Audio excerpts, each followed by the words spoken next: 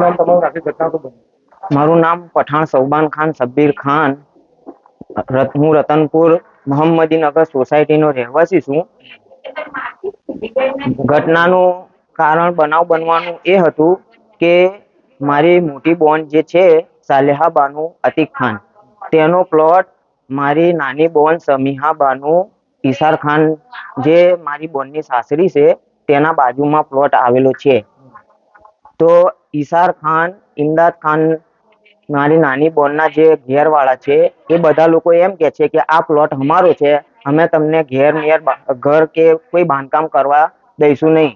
આવી રીતની દાબ ધમકીઓ આપી અને 2 થી 3 દિવસ બે 3 દિવસથી અમને મારવાની કોશિશ કરેલ છે. તે બાબતની જાણ અમે માતર પોલીસ સ્ટેશનમાં પણ આપેલી છે. અને મારી મમ્મી, જેમનું નામ સમીમ બાનુ સબ્બીર ખાન છે, તેમને કાલે ઈશાર ખાન, ઇમદાદ ખાન, ઇયાજ ખાન અને ઈશાર ખાનની જે નવી પત્ની છે એના કરિશ્મા બાનુ, એના દ્વારા મારી મમ્મીને લાકડા વડે મારવામાં આવ્યું હતું, જેના લીધે આજે નડિયાદ સિવિલ હોસ્પિટલમાં તેમને દાખલ કરવામાં આવ્યા છે. અને આજે બપોર પછી તેમનો હાથનું ઓપરેશન છે. તે બાબતે મારા પપ્પા સવારે ઘેરથી નીકળેલ હતા, ત્યારે એ લોકો બીજી વાર આવી અને મારા પપ્પાને છરાનો ઘા મારેલ છે ઇયાજ ખાન, ઇમદાદ ખાન દ્વારા. અને તેના બધા જ લોકો જે તેના જોડે સામેલ હતા, જે ઈશાર ખાન, ઇમદાદ ખાન હતો, તેના હાથમાં લાકડાઓ હતા અને ઇયાજ ખાનના હાથમાં છરો હતો. ત્યારે ઇરબાજ ખાન, મુર્તુજા ખાનના હાથમાં મોટા લાકડાઓ હતા અને એ બધું લઈને મારા પપ્પાના ઉપર જાનથી મારી નાખવાની કોશિશ કરેલ હતી. તમે જાણ કરી આ બાબતની અમે જાણ કરી છે અને અત્યારે મારા પપ્પાનું અહીં નડિયાદ સિવિલ ખાતે અમે લાવેલ છે, જેમનું સીટી સ્કેન કરાવેલ છે અને રિપોર્ટ આવે તે પછી અમને આગળની જાણ થશે કે ડોક્ટર દ્વારા શું કહેવામાં આવે છે. અત્યારે તેમને ટાંકા આપી અને અહીં બાટલો ચડાવેલ છે. સબ્બીર ખાન, હાજી ખાન પઠાણ. શું આખી ઘટના બની? કઈ જગ્યાએ બની? અમારા મોહમ્મદી નગરીમાં બની.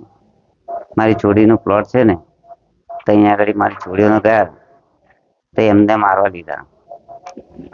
અને કાલે અમારા ઘરે આવીને એની મમ્મીનો હાથ ભાગી નાખ્યો. આજે સવારે હું ઘરેથી નીકળ્યો તો મારા ઘર આગળ એમના બધા માણસો આવી અને મારા છોકરાને પકડ્યો. તો હું છોડાવવા ગયો તો મને ચપ્પુ મારી દીધું. રિયાઝ ખાન, ઇમદાદ ખાને ચપ્પુ મારી દીધું. એના બધા કુટુંબ વાળા મારા ઘરે આવેલા લાકડીઓ લઈને.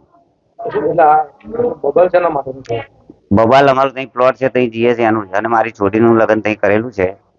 આપણે છૂટું કર્યું પણ એને બીજું લગ્ન નહીં કરી દીધું. મારા નવાસા ત્યાં બી રહે છે ને અહીં રહે છે. અને હું દિનદાર માણસ છું, અમારામાં આવું ચાલે ના. એવું છે. પોલીસને જાણ કાલે કરેલી, કાલે બી પોલીસ આવેલી અને અત્યારે બી પોલીસ આવીને ગઈ. ખેડા સિમરી રતનપુર ગામ, ખેડા જોડે રતનપુર ગામ, મોહમ્મદી સોસાયટી અને સોસાયટીની પાસે મદરસો છે, ત્યાં આગળ અમારું છોડીનો પ્લોટ છે. પ્લોટ અને આ છોડીઓને અમારે શું છૂટું કર્યું છે, છોકરીને મારામારી કરે છે બહુ. તમારી છોડી અમારે ઘેર જ હતી અને બહુ ઝઘડો કરે છે. તો અત્યારે છોકરી એમના ડરના લીધે દુબઈ નાખી ગઈ છે. એવું છે બધું. છોકરીનો ચાચા સસરો થાય, ભાઈ થાય. My school is one such future-ready school where I understand each and every concept taught in the class and don't rote learn, where teachers don't just use books and blackboard to teach but use new ways of teaching and learning like audiovisual learning, activity-based learning and group activities, which enhances my conceptual understanding. My school also teaches coding, which is an important 21st century skill. Not just that, I get an opportunity to showcase my skill on a national platform. And with all this, I acquire important skills that make me future ready and confident. Would you also like to know where is my future ready school? Visit now and see for yourself.